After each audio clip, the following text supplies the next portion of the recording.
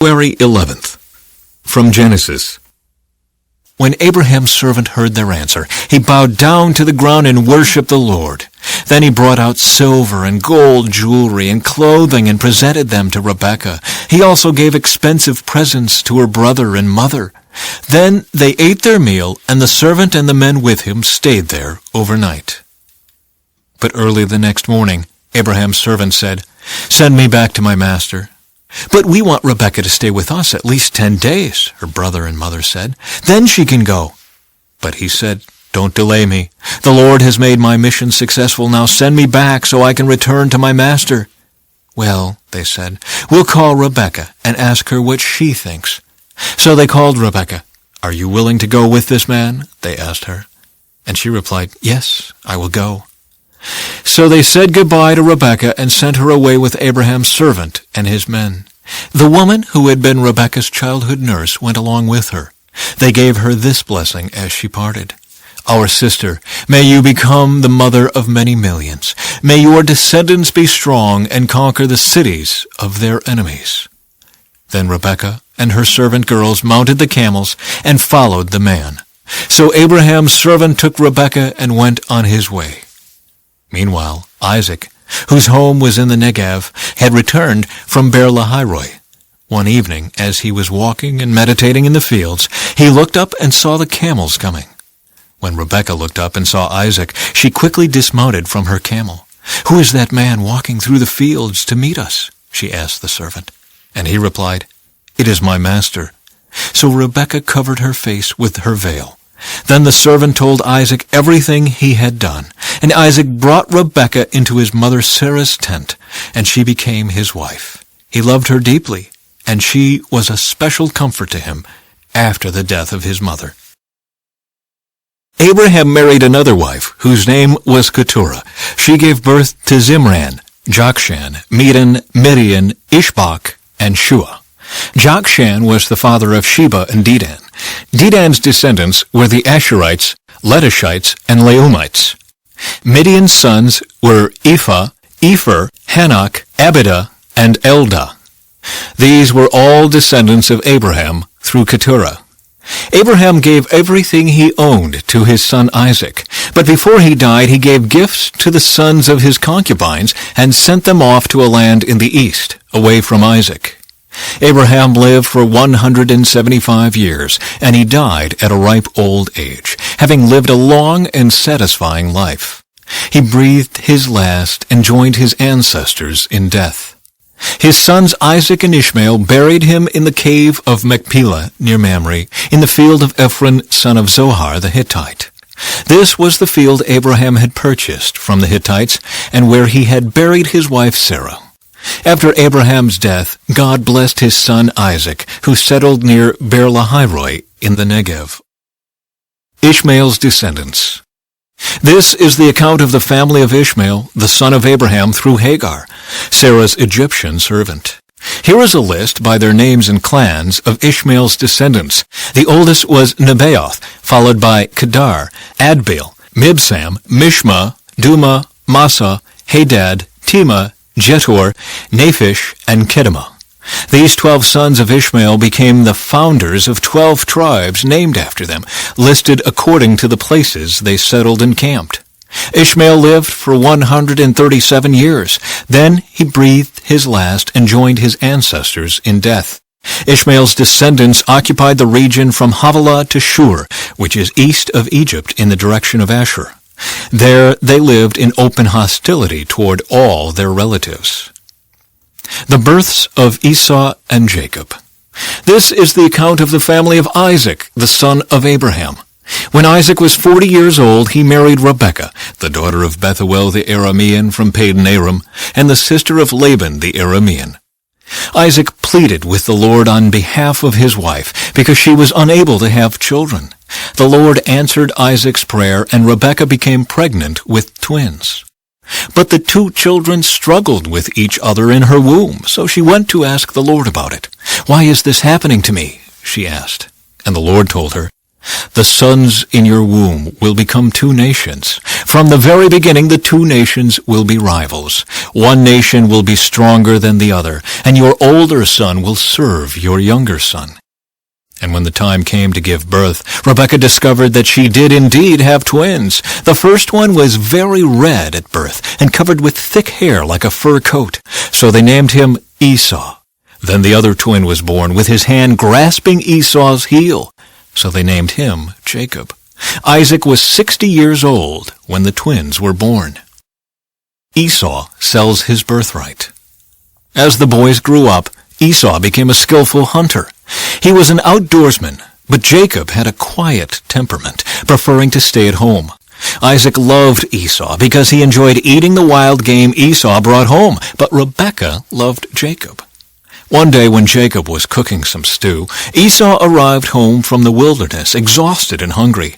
Esau said to Jacob, "I'm starved. Give me some of that red stew." This is how Esau got his other name, Edom, which means red. "All right," Jacob replied, "but trade me your rights as the firstborn son." "Look, I'm dying of starvation," said Esau. "What good is my birthright to me now?"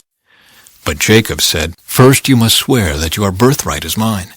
So Esau swore an oath, thereby selling all his rights as the firstborn to his brother Jacob. Then Jacob gave Esau some bread and lentil stew. Esau ate the meal, then got up and left. He showed contempt for his rights as the firstborn. A severe famine now struck the land, as it happened before in Abraham's time. So Isaac moved to Gerar, where Abimelech, king of the Philistines, lived. The Lord appeared to Isaac and said, "Do not go down to Egypt, but do as I tell you. Live here as a foreigner in this land, and I will be with you and bless you. I hereby confirm that I will give all these lands to you and your descendants, just as I solemnly promised Abraham your father. I will cause your descendants to become as numerous as the stars of the sky, and I will give them all these lands. And through your descendants all the nations of the earth will be blessed. I will do this because Abraham listened to me and obeyed all my requirements, commands, decrees, and instructions." So Isaac stayed in Gerar. When the men who lived there asked Isaac about his wife, Rebekah, he said, "She is my sister." He was afraid to say, "She is my wife." He thought, "They will kill me to get her, because she is so beautiful." But some time later, Abimelech, king of the Philistines, looked out his window and saw Isaac caressing Rebekah. Immediately, Abimelech called for Isaac and exclaimed, "She is obviously your wife. Why did you say, 'She is my sister'?" "Because I was afraid someone would kill me to get her from me," Isaac replied. "How could you do this to us?" Abimelech exclaimed.